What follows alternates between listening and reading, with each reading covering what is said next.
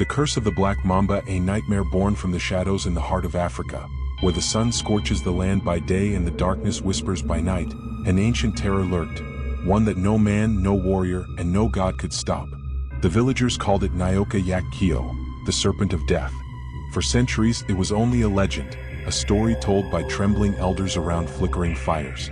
A tale meant to keep children from wandering too far into the wilderness. But the legend was real. The black mamba was real. And now it had awakened. The first to die was a hunter.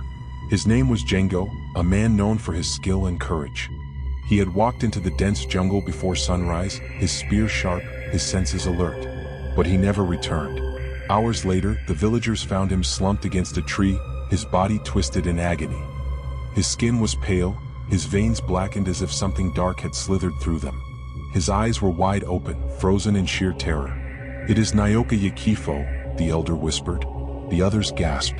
Some ran back to the village, locking their doors. Others stood, their breath caught in their throats, their minds refusing to believe. The black mamba had returned, and it was only the beginning. Within days, the deaths multiplied.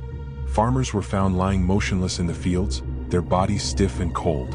Mothers wept over lifeless children who had simply collapsed in the night. Even the animals sensed the darkness.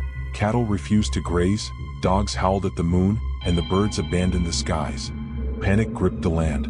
Some people fled, but many stayed, believing they were safe in their homes. They were wrong. One night, as the village slept, a whispering hiss slithered through the darkness. A shadow crept beneath doors, through cracks in the walls.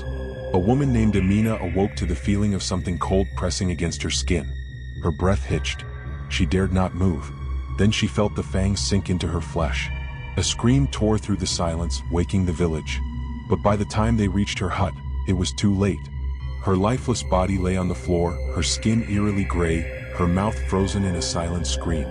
The black mamba was no longer hunting in the jungle. It was hunting them. Word of the serpent spread beyond the village, reaching distant cities where men scoffed at the legend. Scientists and doctors arrived, determined to find a cure, to prove that this was just another snake, just another creature of nature. But the black mamba was not of nature. One by one, the outsiders died. The doctors who dissected the victims found something impossible. There was no venom left in their blood. The black mamba's bite did not just kill. It consumed. The fear became unbearable. The roads were abandoned and entire towns turned into ghost settlements. Even in the modern cities, people locked themselves inside their homes. They turned off their lights, shut their windows, and prayed to gods who did not answer. But the black mamba did not need doors. It did not need windows. It came in the silence. It came in the dark. The government, desperate to stop the horror, sent soldiers into the jungle.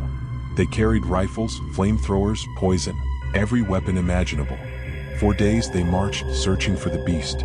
On the third night, the jungle fell into an unnatural silence. No insects, no wind, just stillness. Then the screaming began. By dawn, the entire unit was dead. Their bodies were discovered in a clearing, arranged in a perfect circle, their mouths open in silent agony.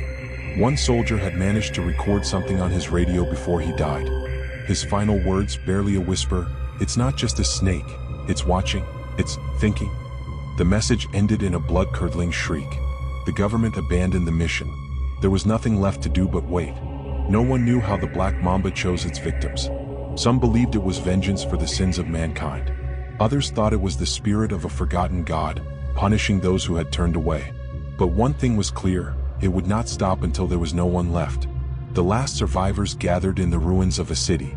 They whispered prayers, clutching weapons that would do nothing against the horror that lurked outside. Then the power went out. A heavy silence fell over them. The darkness was absolute. And from that darkness came a sound. A hiss. It was inside. One by one the screams rang out. One by one the voices fell silent. Until only the black mamba remained. When the world lost contact with Africa, they sent planes to investigate. The pilots saw only death. Cities were abandoned, villages empty. No movement, no sound, nothing lived. The black mamba had devoured everything. And as the pilots turned their planes away, a shadow moved in the ruins below. A pair of red eyes gleamed in the darkness. The Serpent of Death was waiting. And soon, it would slither beyond Africa. Don't forget to like and subscribe and watch out for the next.